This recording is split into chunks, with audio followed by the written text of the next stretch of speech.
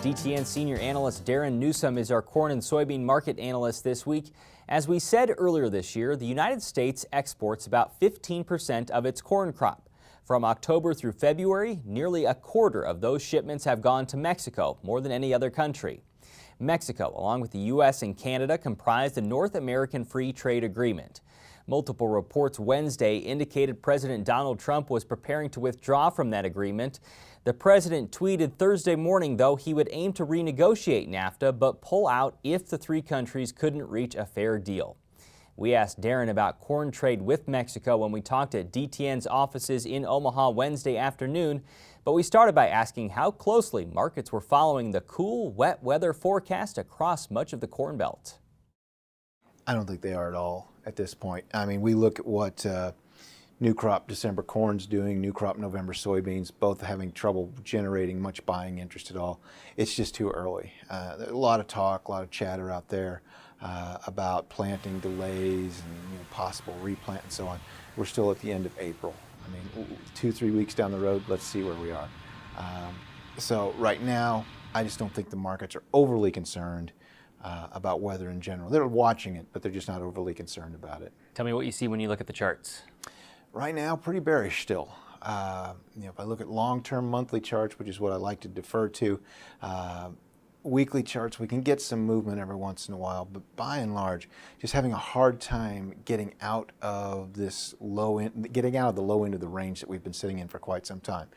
The biggest thing that we've seen, non-commercial investment traders have moved short the entire grain complex right now, and as long as they want to maintain those positions, protect those positions, it's going to keep pressure on the market. And I think that was one of the keys to Wednesday's session, where we saw a rally on Tuesday and then immediately sold off on Wednesday, is that the CFTC reports are calculated as of Tuesday's close.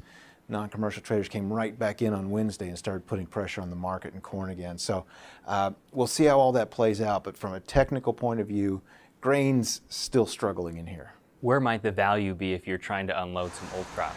What we have to see, number one, from a fundamental point of view, basis is still relatively weak across the board. Futures prices are low, so that means cash prices are low. The value could be is if we continue to see strong export numbers, meaning we have to see strong exports continue like what we've seen over the last number of months. If that can happen, that could start to pull the old crop market up. Also, coming up in May, we have USDA's third initial look at the new crop market for 17-18. Everyone's going to quit caring about old crop, and so often that opens the door for some changes, for some increases in demand to happen in the old crop market. That could also give a bit of a boost to the cash market, maybe give us some better opportunities here over the next few weeks. Well, let's talk about exports. You mentioned they've been really strong. You would think at least soybeans would be slowing down now, and once that safrinha crop comes online in Brazil, corn would slow down. Do you see that happening? Most likely, yes. I mean, we are seeing the seasonal sell-off in soybeans. We're running a little bit ahead of what USDA has projected for marketing year to marketing year change.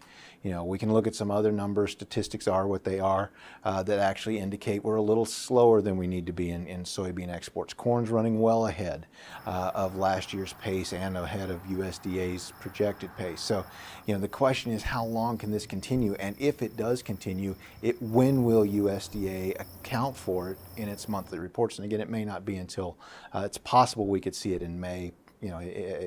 Hopefully we could see it start to happen in May. I think we are going to slow things down. I think there's a lot of global competition out there. We've already seen China switch over to South American soybeans, and what the key is going to be: how long can we keep people interested in our corn market?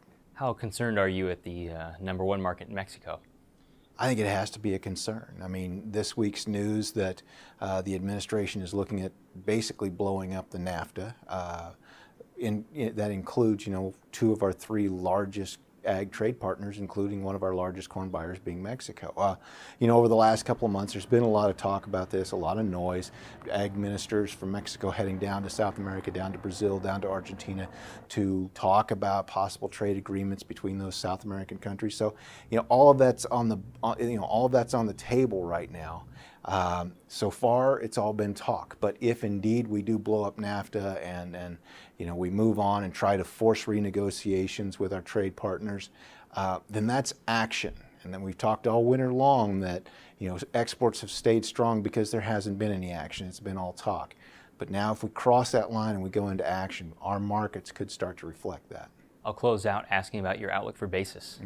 Still look for it to be relatively weak. I mean, we've got huge stocks as reported in the March 31st quarterly stocks. We've got a lot of stocks of corn, soybeans, and wheat to continue to move. We're in the last quarter of the wheat's marketing year. We've got, we're in the second half. We're getting deeper into the second half of corn and soybeans marketing year. So we're going to have to find a way for demand to stay strong. If we don't, it's going to show up in basis first, even with these weak futures. And that's a real problem, as we talked about earlier, to have that combination, low futures prices, weak basis, just doesn't help the cash market at all.